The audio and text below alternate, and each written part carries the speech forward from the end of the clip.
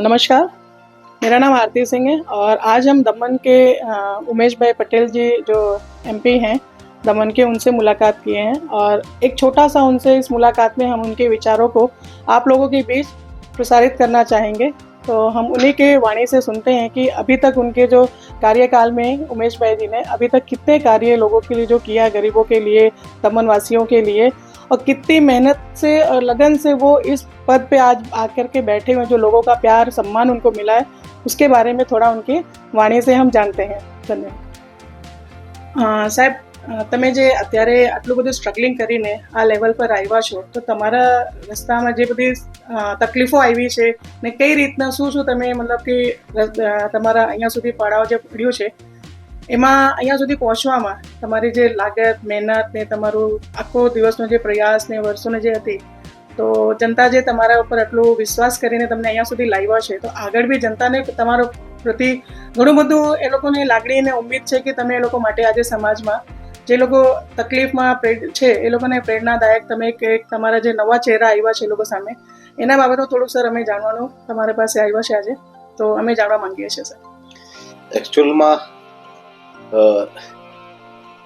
મારો તો એ જ હિસ્ટ્રી રહી છે કે હું કોઈ પોલિટિકલ બેકગ્રાઉન્ડથી નથી આવતો. મારા કોઈ બાપ દાદા કે અમારા પરિવારમાં કોઈ રાજકારણમાં હતું નહીં. હું એકચ્યુઅલમાં રાજકારણમાં આવવા પણ માંગતો નહીં હતો. રાજકારણ પહેલાથી માનતો હતો કે રાજકારણમાં આપણા જેવા સીધા અને સાદા માણસનું કામ નથી. હું સમાજ સેવક હતો અને સમાજની સેવા કરવાનો જ મારો લક્ષ્ય હતો.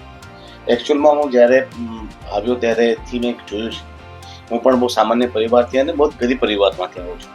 હું એટલો બધો ગરીબ પરિવારથી આવું છું કે તમને શું કહું કે બુક્સ માટે પણ અને કપડાં માટે પણ અમને ફાફા પડતા હતા.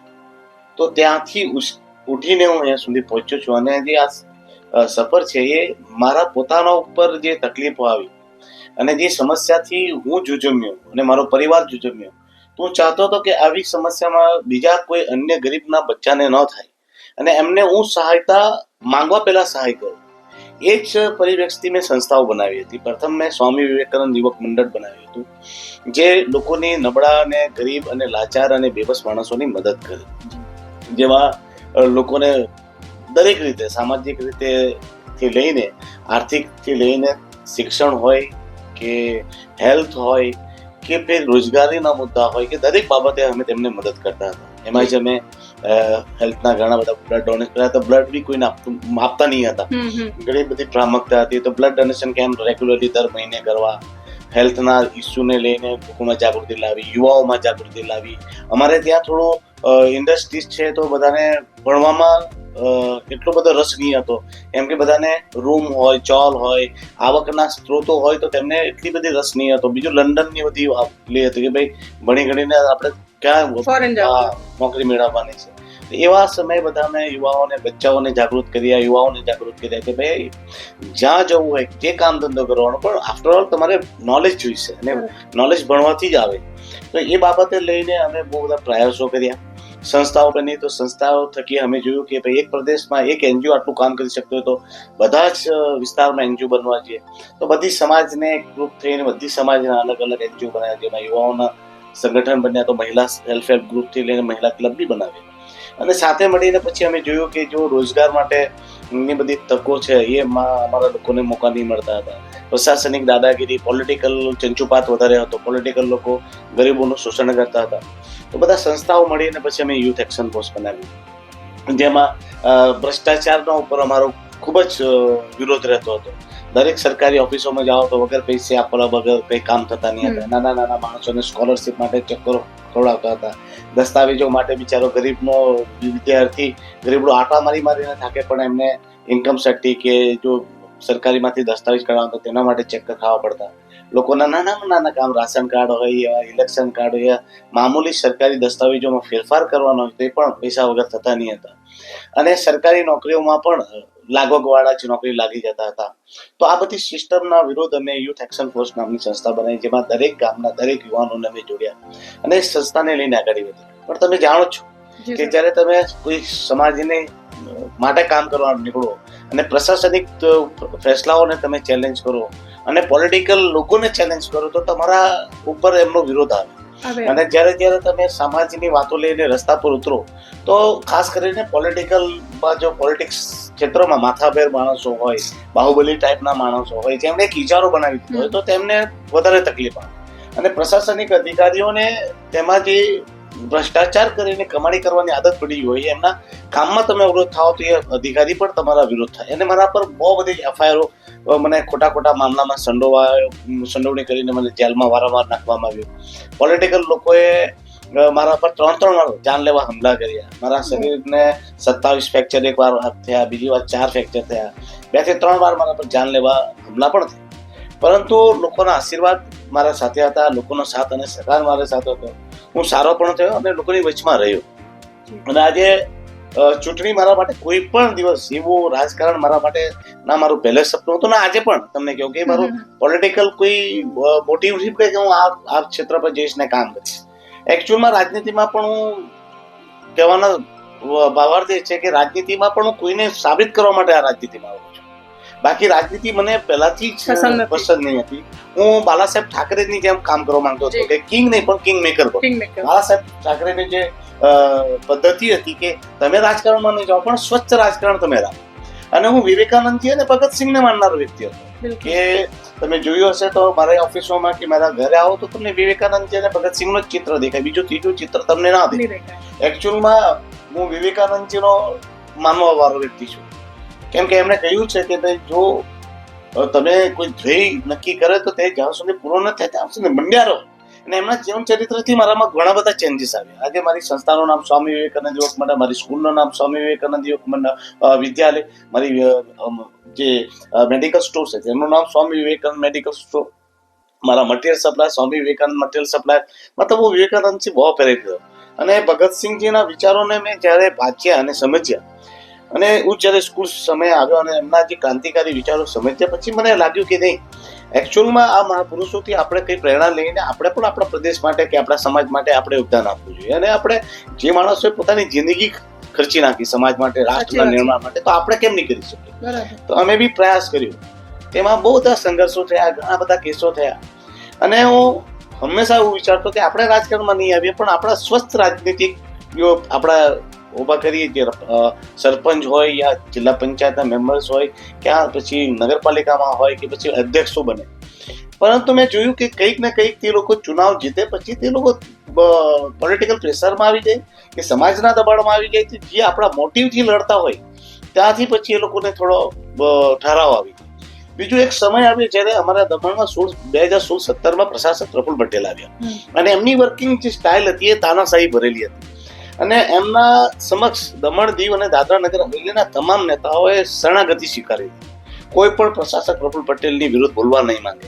અને અહીંયા લાસ્ટ ટાઈમ પણ ચૂંટણી થઈ હતી ત્યારે પણ એમણે બધાને ડરાવીને ધમકાવીને બધાના ફોર્મો ખેંચાવી લીધા અને એમણે જ નક્કી કર્યું. આ વખતે બી થયું કે એમણે જેને નક્કી કરી દીધું કે આ સરપંચ, આ જિલ્લા પંચાયતનો મેમ્બર, આ કાઉન્સિલર એ જ બને. ને એમના સામે કોઈ લડે તેમને દબાવીને ધમકાવીને એન્કર પ્રમાણે બેસાડી દેવામાં આવતું. તો જ્યારે આ બધું બન્યું ત્યારે એવી વાત ચાલવા લાગી કે નહીં હવે તો એમ કે આપણા ત્યાં મેમ્બર ઓફ પાર્લામેન્ટની ચૂંટણી થશે, એમાં પણ આવી જ રીતે થશે અને પ્રફુલ પટેલ જેને બનાવવા માંગશે તેની અમે કોઈને ફોર્મ ભરાય નહીં. ત્યારે તેવામાં મેં ચેલેન્જ લીધી કે જોઈએ આપણે કે પ્રશાસક પ્રફુલ પટેલની એવી તો કેવી તાનાશાહી કે આપણા ફોર્મ ખેંચાવી લે.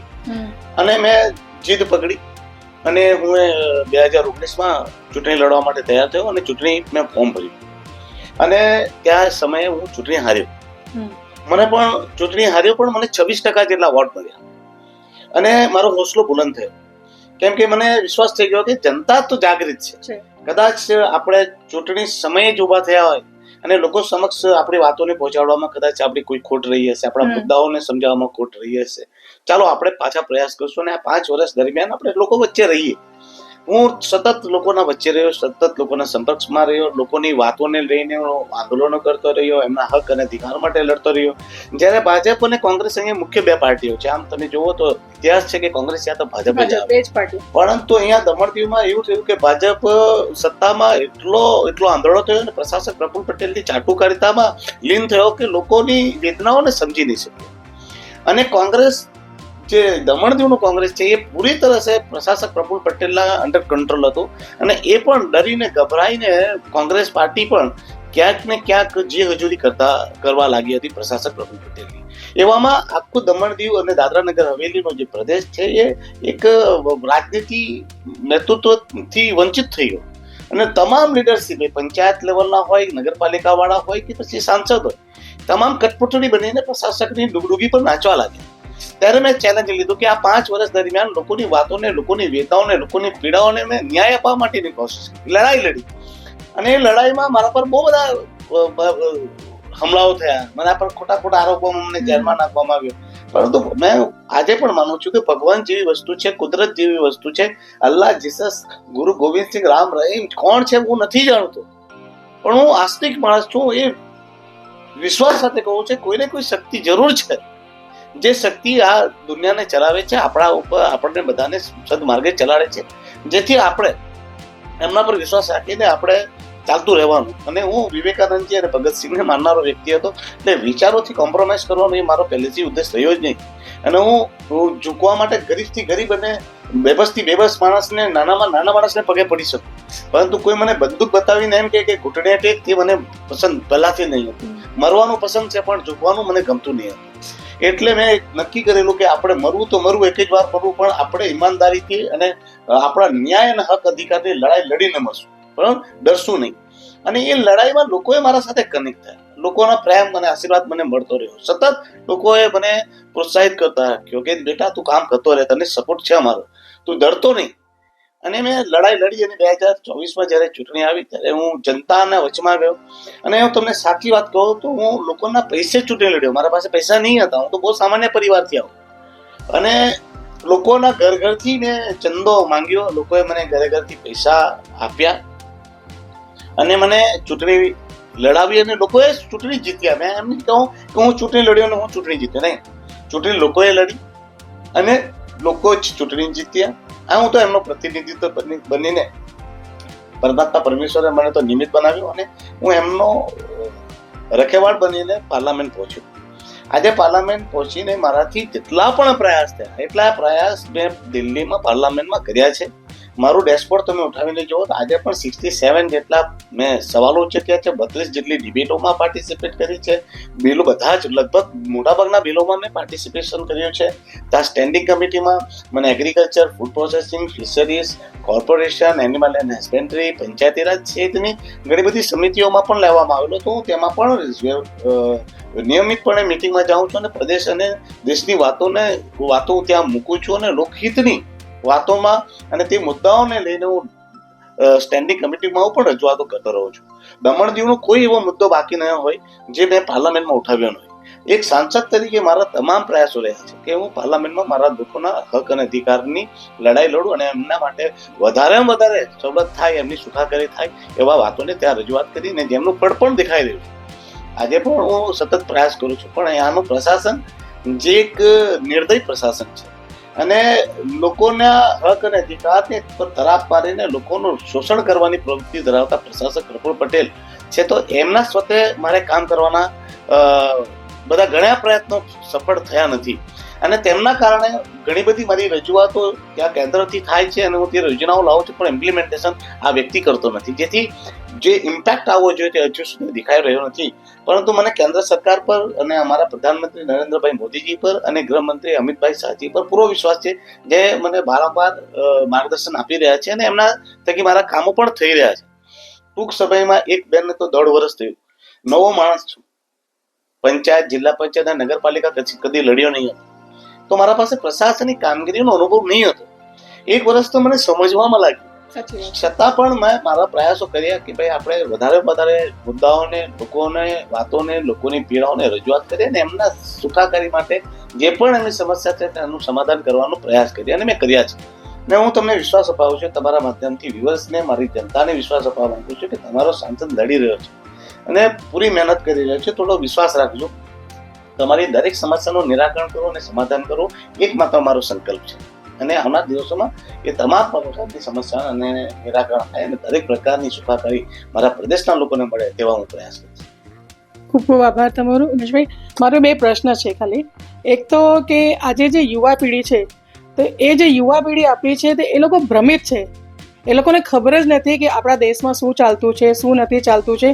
તો એવા યુવા પેઢીઓ માટે તમે શું સંદેશ આપવા માંગે જે કે એ લોકો પોતે પોતાનું અગર જો ઇમ્પોર્ટન્સ લઈને કે ઇલેક્શનમાં જે બધી વોટિંગ છે મતલબ એ લોકોને જાગૃત થવાની જરૂરત છે.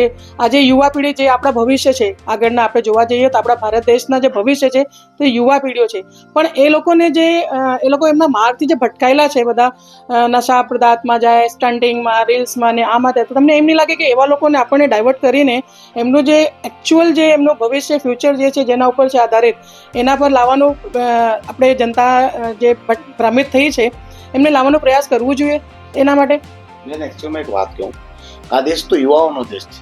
આપણા એ જ કહેવાનું છે ને કે આજે આપણું તો આપણા ટાઈમ નીકળી ગયા છે. આમ જોવા જઈએ તો આપણે મિડલમાં છે, આપણા વડીલો નીકળી ગયા છે, એ લોકો તો બસ એમના આંખથી જેટલું જોઈ શકે એ જોઈ શકે છે, પણ આગળની જે આપણા યુવા યંગ જેને આપણે કહીએ યંગ જનરેશન, જે લોકો આવનાર ટાઈમમાં જે લોકો છે, તો એ લોકો ભારતને ભવિષ્ય જે આપણે અત્યારે બહુ મોટી મોટી વાતો તમે સાંભળતા હશો કે સોશિયલ મીડિયા પર બી વાયરલ છે અને સંઘ ને આવા બધા જે અમુક સંસ્થાઓ બનેલી છે, અખંડ ભારતને આ હિન્દુ રાષ્ટ્રને આની બધી વાતોચીતો ચાલતી છે.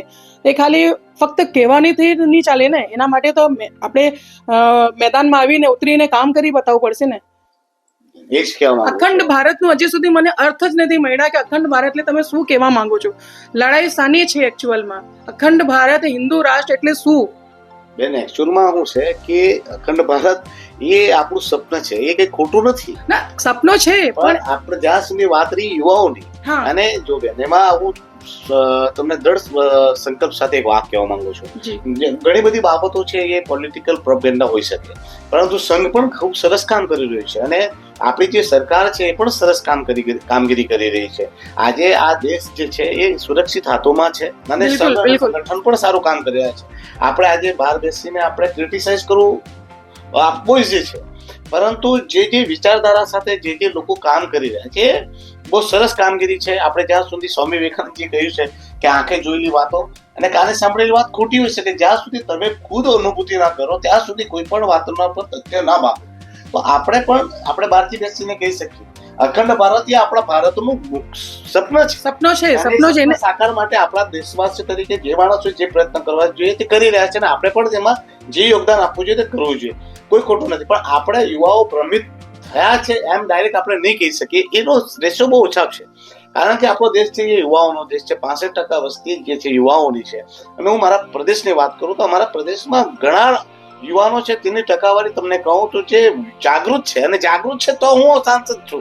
આજે મને સાંસદ બનાવ્યો જ મારા યુવાઓ છે. મારા જેટલા સંગઠન છે એ બધા યુવા સંગઠન છે. મારું જે સંગઠનનું નામ છે તમે વાંચ્યું હશે તો યુથ એક્શન ફોર્સ છે. એ વાંચ્યું મેં. હા, એટલે કહેવાનો મતલબ છે કે યુવાઓનું સંગઠન છે. હું ઘણા વર્ષોથી સંગઠનમાં યુવાઓ સાથે કામગીરી કરી રહ્યો છું અને જ્યારથી મને MP બનવાની તક મળી અને રાષ્ટ્રીય લેવલ પર જોયું છે, યુવાઓ ખૂબ જ જાગૃત છે. અને યુવા જાગે તો શું થાય એ તમે કદાચ નેપાળમાં જોયું પણ હશે.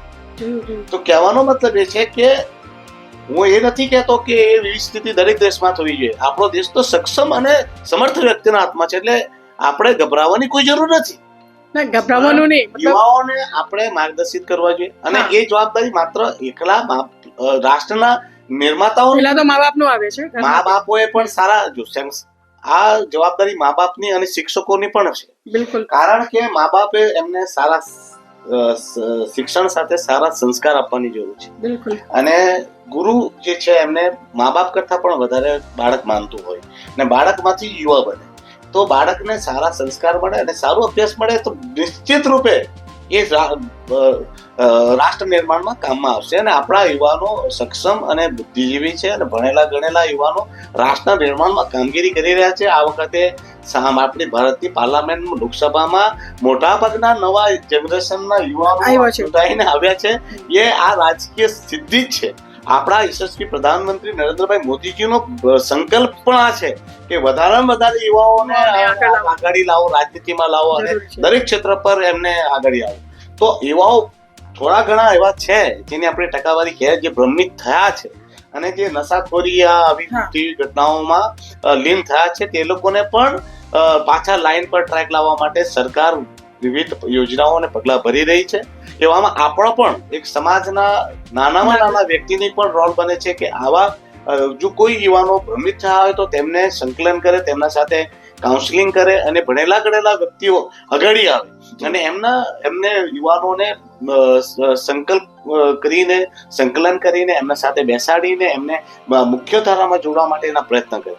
વડીલો સાથે સાથે યુવાઓ, ભણેલા ગણેલા યુવાનો જો આ બાબત ઉપર ધ્યાન આપશે તો કોઈ વાંધો નહીં આવે. સાથે સાથે આપણા જે ગુરુઓ છે, જે કથાકારો છે, સંતો છે, વિશિષ્ટ પદવી ધરાવતા શિક્ષકો છે, એમણે પણ આ ઇનિશિયેટિવ લેવો જોઈએ. આપણા જેવા વ્યક્તિએ પણ ઇનિશિયેટિવ લેવાનો છે. આપણે પણ, હું પણ એક સાંસદ તરીકે જ્યારે મને મોકો મળે છે, યુવાઓ સાથે વાત કરું છું, કોલેજોમાં જાઉં છું અને જ્યાં કોઈ ટુર્નામેન્ટ થતી હોય તો ત્યાં મળીએ છીએ અને યુવાનોને આ બાબત ઉપર આપણે પ્રેરિત કરતા જોઈએ. તો આપણા હર એક વ્યક્તિની આ ફરજ બને છે, જે નાનો હોય, પદ પર હોય કે પછી તે સર્વોચ્ચ પદ પર બેસેલો હોય.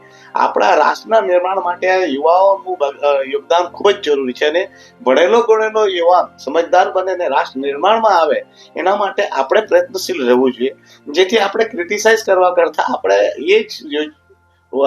જે બી બાબત નેગેટિવ થતી હોય એને સુધારી લઈને આપણા રાષ્ટ્ર નિર્માણમાં કેવી રીતે કામગીરી કરવાનું તે આપણા હાથમાં હોય છે. તો આપણે બધા યોગદાન આપવું જોઈએ બાબત ઉપર.